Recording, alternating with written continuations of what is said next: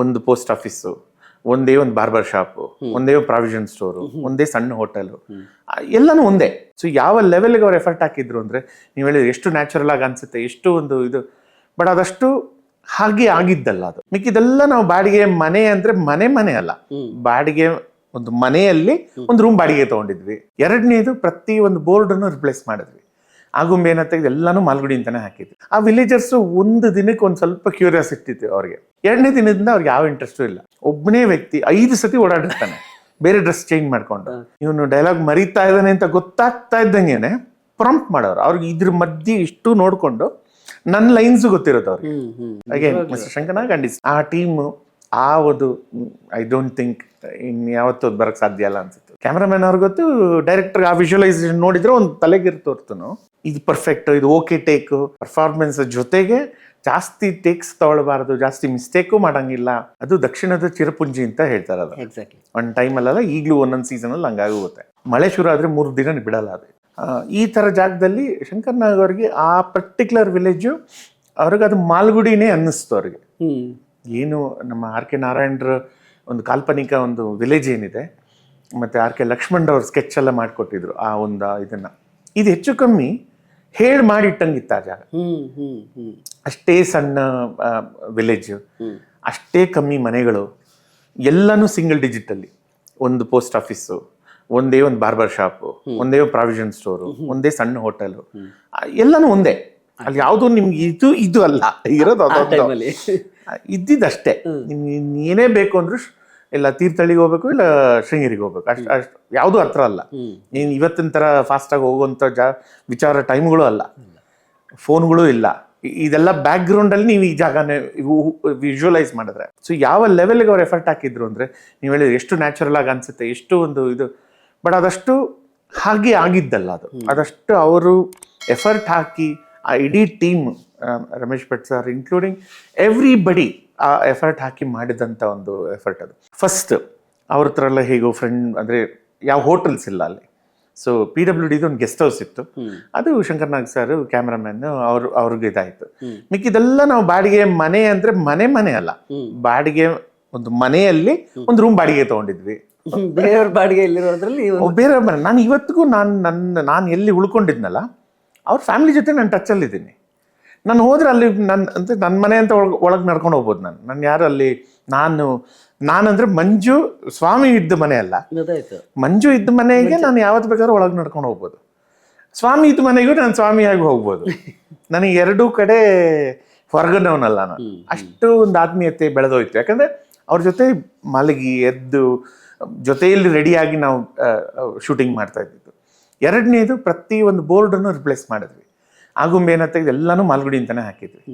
ಎಷ್ಟರ ಮಟ್ಟಿಗೆ ನಾವು ಆ ಬೋರ್ಡ್ಗಳನ್ನ ಚೇಂಜ್ ಮಾಡಿದ್ವಿ ಅಂದರೆ ಅಲ್ಲಿ ಲೋಕಲ್ ಬಸ್ಗಳು ಓಡಾಡೋದು, ಆಗುಂಬೆ ಅಂತ ಕಿರ್ಚೋದು ಬಿಟ್ಟು ಮಾಲ್ಗುಡಿ ಅಂತ ಕಿರ್ಚೋಕೆ ಶುರು ಮಾಡಿದ್ದ ಅವನು. ಈಗ ಗೊತ್ತಾಗ್ತಾ ಇರಲ್ಲ ಯಾವ ಬೋರ್ಡ್ ಏನು ಅಂತ.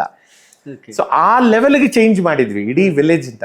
ಆ ವಿಲೇಜರ್ಸು ಒಂದು ದಿನಕ್ಕೆ ಒಂದು ಸ್ವಲ್ಪ ಕ್ಯೂರಿಯಾಸಿಟಿ ಇತ್ತು ಅವ್ರಿಗೆ, ಏನೋ ಸಿನಿಮಾ, ಏನೋ ಶೂಟಿಂಗು, ಏನೋ ಕ್ಯಾಮ್ರಾ ಇಡ್ತಾ ಇದ್ರು ಅಂತ. ಎರಡನೇ ದಿನದಿಂದ ಅವ್ರಿಗೆ ಯಾವ ಇಂಟ್ರೆಸ್ಟು ಇಲ್ಲ. ಬೇರೆ ನಮ್ಮ ಸಿನಿಮಾ ಏನೋ ಬೆಂಗಳೂರಲ್ಲಿ, ಮೈಸೂರಲ್ಲಿ, ಬೇರೆ ಇನ್ನೆಲ್ಲೇ ಹೋದ್ರು ನೀವು ಕೇಳ್ಕೊಳ್ಬೇಕು, ಈ ಕಡೆ ನೋಡಬೇಡಿ, ನಿಲ್ಬೇಡಿ, ಇದು ಹೋಗಿ ನಡ್ಕೊಂಡು ಹೋಗಿ, ನೀವು ನಿಂತ್ಕೊಬೇಡಿ ಅಂತ. ಅಲ್ಲಿ ನಾವೇನಾದ್ರು ಕ್ರೌಡ್ ಸೀನ್ ಬೇಕು ಅಂದರೆ ನಾವು ಹೋಗಿ ಬೇಡ್ಕೊಳ್ಬೇಕು ಅವ್ರಿಗೆ, ಪ್ಲೀಸ್ ಬಂದು ನಿಂತ್ಕೊಳ್ಳಿ, ಒಂದು 4 ಜನ ಬೇಕು ನಮ್ಗೆ ಈ ಕ್ರೌಡ್ಗೆ. ಎಸ್ಪೆಷಲಿ ನಂದೊಂದು ಎಪಿಸೋಡ್ ಇದೆ, ನನ್ನ ಶಂಕರ್ನಾಗ್ ಅವರು ನನ್ನ ತಂದೆ ಪಾತ್ರ, ನಾನು ಹಾವಾಡಿಗಿರ ಅವರು, ಇದು ಹಾವು ಇರುತ್ತೆ, ಹಾವು ಹಾಡಿಸ್ತಾ ಇರ್ತೀವಿ, ಜನ ಬೇಕು ನಮಗೆ. ಸರ್ ಹೆಚ್ಚು ಕಮ್ಮಿ ಕೈ ಮುಕ್ಕೊಂಡು ಕೇಳ್ಕೊಂಡಿದ್ದೀವಿ, ಬಂದು ಒಂದು 5 ನಿಮಿಷ ನಿಂತ್ಕೊಂಡು ಹೋಗ್ಬಿಡಿ ಅಂತ. ಅವ್ರಿಗೆ ಇಂಟ್ರೆಸ್ಟ್ ಇಲ್ಲ ಅವರಿಗೆ. ನೀವು ಇದು ಏನು ಮಾಡ್ಕೊಂಡು ಕೂತಿರ್ತಾರಲ್ಲ, ನಮ್ಮ ಗದ್ದೆ ಇದೆ, ಅಲ್ಲಿ ಹೋಗಿ ನಾವು ಕೆಲಸ ಮಾಡಬೇಕು, ನಿಮ್ದು ಇಲ್ಲಿ ನೋಡ್ಕೊಂಡಿದ್ರೆ ನಮ್ಮ ಕೆಲಸ ಆಗಲ್ಲ, ಮನೆ ಕೆಲಸ ಆಗಲ್ಲ ಅಂತ. ಸೊ ಇದು ಉಲ್ಟಾ ಇದು. ಸೊ ಒಂದು 50% ಬ್ಯಾಕ್ಗ್ರೌಂಡ್ ಏನು ನೀವು ನೋಡ್ತೀರಾ ಅದು ನಿಜವಾದ ಜನ. ಅವ್ರಿಗೆ ನಮ್ಮ ಬಗ್ಗೆ ಯಾವ ಇಂಟ್ರೆಸ್ಟು ಇರಲಿಲ್ಲ. ಅವ್ರಿಗೆ ಹತ್ತಿರದಲ್ಲಿ ಸ್ವಲ್ಪ ಓಡಾಡೋರು ಮಾತ್ರ ನಮ್ಮ ಯಾರು ಯಾರೋ ನಾವು ಜೂನಿಯರ್ ಆರ್ಟಿಸ್ಟ್ ಎಲ್ಲ ಕರ್ಕೊಂಡು ಹೋಗಿರಲಿಲ್ಲ. ನಮಗೆ ಕಾಫಿ ತಿಂಡಿ ಕೊಡೋರು, ನಮ್ಮ ಮೇಕಪ್ ಅವರು ಅಥವಾ ಲೈಟ್ ಬಾಯ್ಗಳು, ಅವರೆಲ್ಲ ಆ ಡ್ರೆಸ್ಸೇ ಹಾಕಿ ಕೂರಿಸ್ಬಿಡ್ತಾ ಇದ್ವಿ, ನಿಲ್ಸ್ಬಿಡ್ತಾ ಇದ್ವಿ. ಸುಮ್ಮನೆ ಹಿಂಗೆ ಇಟ್ಕೊಂಡು ರಿಫ್ಲೆಕ್ಟರ್ ಇಟ್ಕೊಂಡಿರಂಗಿಲ್ಲ. ಶಾರ್ಟ್ ಆಗ್ತದೆ, ಹಿಂಗೆ ನಡ್ಕೊಂಡು ಹೋಗ್ಬಿಟ್ಟು ಆ ಕಡೆ ಹಿಡ್ಕೊ, ಆ ಕಡೆ ಈ ಕಡೆ ಹಿಡ್ಕೊ, ನಮ್ಗೆ ಬೇಕಲ್ಲಿ ಯಾರು ಜನ ಇಲ್ಲ ಅಲ್ಲಿ. ಸೊ ಇದು ವಿಚಿತ್ರ ಚಾಲೆಂಜ್ ನಮಗೆ. ನಾವೇ ಬಟ್ ಎಷ್ಟು ಚೇಂಜ್ಗಳು ಮಾಡೋಕ್ಕಾಗುತ್ತೋ ಮಾಡಬೇಕು. ಅಂಡ್ ಎಲ್ಲೂ ಗೊತ್ತಾಗಬಾರ್ದು. ಒಬ್ಬನೇ ವ್ಯಕ್ತಿ ಒಂದಷ್ಟು ಶಾರ್ಟ್ಗಳಲ್ಲಿ ನೀವು ತಿರ್ಗಾ ವಾಪಸ್ ಹೋಗಿ ಹುಡುಕಿ ಒಬ್ಬನೇ ವ್ಯಕ್ತಿ 5 ಸತಿ ಓಡಾಡಿರ್ತಾನೆ ಬೇರೆ ಡ್ರೆಸ್ ಚೇಂಜ್ ಮಾಡ್ಕೊಂಡು, ಬಟ್ ಗೊತ್ತಾಗಲ್ಲ ನಿಮಗೆ. ಈ ಕಡೆ ಹೋದಾಗ ಫುಲ್ ಟರ್ಬನ್ ಹಾಕೊಂಡು ಶಾಲ್ ಹಾಕೊಂಡು ಹಿಂಗೆ ಹೋಗಿರ್ತಾನೆ, ಅಲ್ಲೋಗಿ ಟರ್ಬನ್ ಬಿಚ್ಚಾಕಿ ಅದು ಮೇಜ್ ಆಗ್ಬಿಟ್ಟು ಬರೀ ಮೈಯಲ್ಲಿ ಹಿಂಗೆ ನಡ್ಕೊಂಡ್ ಬರ್ತಾನೆ, ತಿರ್ಗಿ ಒಂದು ಕೋಟ್ ಹಾಕೊಂಡು ಈ ಕಡೆಯಿಂದ ನಡ್ಕೊಂಡು ಹೋಗಿರ್ತಾರೆ. But this is the genius of mister Shankar. ಇದು ಅವ್ರ ವಿಜುವಲೈಸೇಷನ್ ನಡೀತಾ ಇತ್ತು ಅವ್ರಿಗೆ ಆ್ಯಂಡ್ ಅವರ ಟೀಮ್ ಅಫ್ಕೋರ್ಸ್. ಸೊ ಇದಿಷ್ಟು ಕಾಂಬಿನೇಷನ್ ನಡೀಲಿಲ್ಲ ಅಂತಂದರೆ ಆ ಒಂದು ಎಂಡ್ ಪ್ರಾಡಕ್ಟ್ ನಿಮ್ಗೆ ಬರ್ತಾ ಇರಲ್ಲ. ನಾವು ಆ್ಯಸ್ ಅನ್ ಆ್ಯಕ್ಟರ್ಸ್ ನಾವು ಈ ನಮ್ಮ ಲೈನ್ಗಳು ನಮ್ಮ ಪಾತ್ರಗಳ ಜೊತೆಗೆ ಇಲ್ಲಿ ಬೇರೆ ಇನ್ಸ್ಟ್ರಕ್ಷನ್ಸ್ಗಳು ನಡೀತಾ ಇರೋವು, ಅದನ್ನ ಇಗ್ನೋರ್ ಮಾಡಬೇಕು. ನಾವಿಲ್ಲಿ ನಮ್ಮ ಮಾತ್ರ ಫೋಕಸ್ ಮಾಡ್ತಾ ಇರಬೇಕು. ಈ ಕಡೆ ಬಾ, ನೀವು ವಾಪಸ್ ಬಾ ಅಂತ. ಯಾಕಂದ್ರೆ ನಮ್ಗೆ ಇದು ನೋಡಿ ಹಿಂಗೆ ತಿರುಗಂಗಿಲ್ಲ ನಾವು. ಅದೇ ಬಿಕಾಸ್ ನಮ್ಮ ಡಬ್ಬಿಂಗ್ ಆಮೇಲೆ ನಾವು ಡಬ್ಬಿಂಗ್ ಮಾಡ್ತಾ ಇದ್ವಿ. ಸೊ ಒಂದಷ್ಟು ಪ್ಯಾರಲಲ್ ಇನ್ಸ್ಟ್ರಕ್ಷನ್ಸ್ ನಡೀತಾ ಇರೋವು. ಇದ್ರ ಮಧ್ಯೆ ಶಂಕರ್ ನಾಗ್ ಅವರು ಬ್ರಿಲಿಯಂಟ್ ಅವರು ಅಂತಂದ್ರೆ ಅದು ಎಷ್ಟು ಹೇಳಿದ್ರು ಸಾಲದು.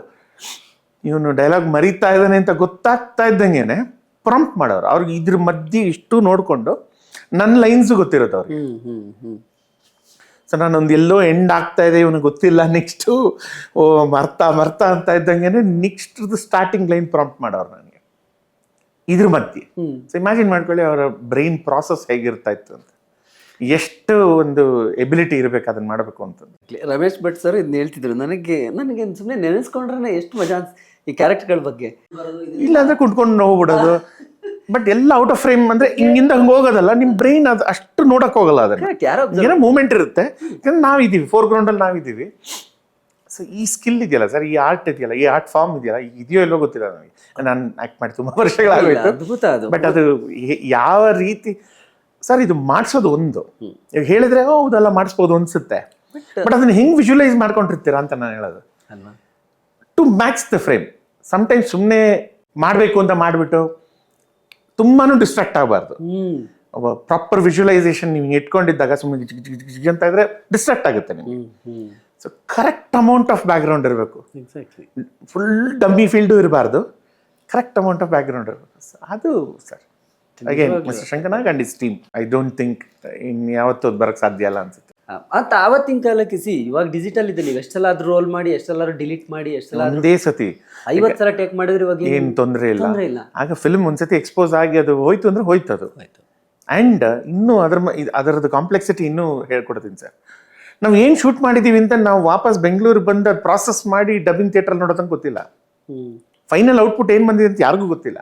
ಕ್ಯಾಮ್ರಾಮನ್ ಅವ್ರಿಗೆ ಗೊತ್ತು, ಡೈರೆಕ್ಟರ್ ಆ ವಿಜುವಲೈಸೇಷನ್ ನೋಡಿದ್ರೆ ಒಂದು ತಲೆಗಿರ್ತೋರ್ತನು ಇದು ಪರ್ಫೆಕ್ಟ್, ಇದು ಓಕೆ ಟೇಕು. ಇವತ್ತಿಗೆ ನೀವು ಏನೋ ರಿವೈಂಡ್ ಮಾಡಿ ನೋಡ್ಬಿಡ್ತೀರಾ ನೀವು. ಅವತ್ತು ಏನೂ ಇಲ್ಲ, ಆ ಕಾನ್ಸೆಪ್ಟೇ ಇಲ್ಲ ನಮಗೆ. So we have to get it right. ಅಂದ್ರೆ it has to be perfect. There is no option. ಮಾಡಿರೋರಿಗೆ 100% ಮಾಡಿದೀನಿ ಅಂತ ಅವ್ರಿಗೆ ಕಾನ್ಫಿಡೆನ್ಸ್ ಇರಬೇಕು. ಇದರಲ್ಲಿ ನಿಮ್ಮ ಸ್ಕಿಲ್ ಸೆಟ್ಸ್ ಬರುತ್ತೆ. ಒಬ್ಬ ಒಳ್ಳೆ ಆ್ಯಕ್ಟ್ರು ಜಾಸ್ತಿ ಟೇಕ್ಸ್ ತಗೊಳ್ಳಲ್ಲ. ಯಾಕಂದ್ರೆ ನೀವು ಒಂದು 5-10 ಟೇಕ್ ಎಲ್ಲ ತಗೊಂಡ್ರ ಡೈರೆಕ್ಟರ್ ಬೇಜಾರು ಮಾಡ್ಕೊಳ್ತಾ ಇರ್ಬೋದು, ಇವರು ಪ್ರೊಡ್ಯೂಸರ್ ನೋಡ್ಕೊಂಡ್ಬಿಡ್ತಾರೆ.